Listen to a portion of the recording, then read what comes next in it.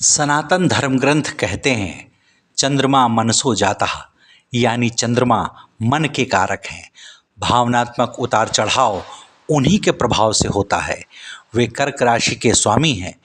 ज्योतिष के नज़रिए से ही देखें तो माता, भोजन, नकदी और पोषण के प्रतीक हैं।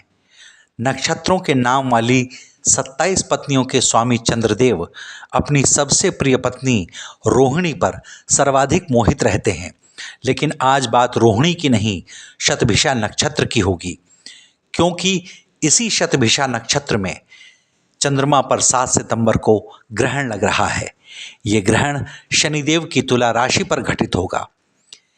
यह ग्रहण 7 सितंबर को भाद्रपद की पूर्णिमा को लगेगा और 8 सितंबर तक चलेगा।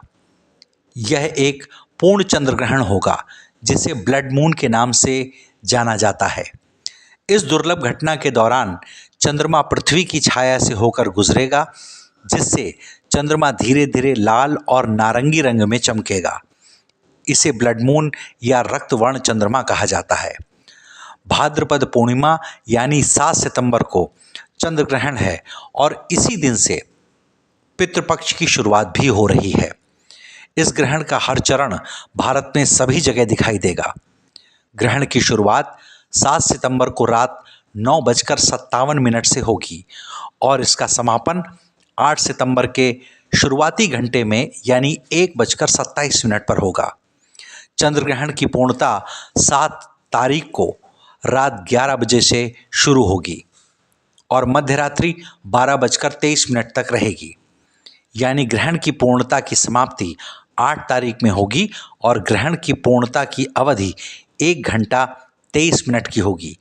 लेकिन ग्रहण की इस घटना की कुल अवधि 3.5 घंटे की होगी। चंद्र ग्रहण से लगभग 9 घंटे पहले सूतक काल प्रारंभ हो जाता है।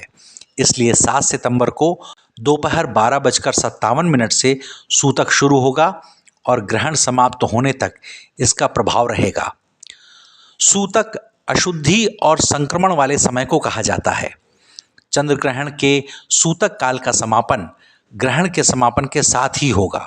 सूतक काल 8 सितंबर की शुरुआत होते ही रात 1:27 पर खत्म हो जाएगा।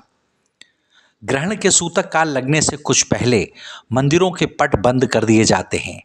कोई भी शुभ कार्य, महत्वपूर्ण निर्णय सूतक और ग्रहण काल में नहीं किए जाते। सूतक काल खत्म होते ही सबसे पहले घर, पूजा स्थल और मंदिर की सफाई करें। सफाई में अगर हो सके तो कुछ गौमूत्र का भी प्रयोग करें। सफाई के बाद गंगा जल छिड़कें, स्नान करके साफ कपड़े पहनें, भगवान को स्नान कराकर पूजा करें और उनको भोग लगाएं। ग्रहण की अवधि में जो भोजन या भोजन सामग्री रसोई घर में रखी थी, अगर उससे आपने ग्रहण से पहले तुलसी, दूर्वा या कुशा नहीं डाली थी तो ग्रहण के बाद डाल सकते हैं। इससे ग्रहण का दोष मिट जाता है। ग्रहण समाप्त होने के बाद स्नान करके दान जरूर करें। स्नान और दान से पाप दोष मिटते हैं और पुण्य की प्राप्ति होती है। सूतक काल में सोना नहीं चाहिए। इस समय में स्नान, दान, पूजा पाठ वर्जित है। सूतक काल में मंदिरों के कपाट बंद कर दिए जाते हैं। सूतक काल के समय गर्भवती महिलाओं को विशेष ध्यान देना होता है। नुकीली वस्तुओं जैसे चाकू, कैंची, सुई आदि का उपयोग नहीं करना चाहिए। सूतक काल के नियमों से बच्चे, बुजुर्ग और बीमार व्यक्तियों को छूट है।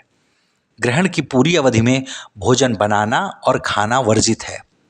सूतक काल में आपको अपने इष्ट देव के नाम का जाप करना चाहिए। गुरु मंत्र का जाप और ध्यान करना अच्छा रहता है। मान्यताओं के अनुसार सूतक काल में मंत्र जाप करने से वह सिद्ध होता है।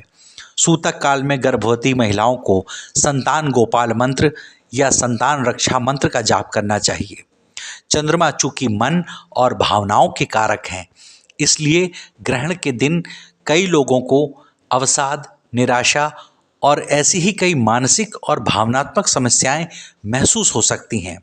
इससे बचने के लिए जप, ध्यान और प्राणायाम का सहारा लेना चाहिए।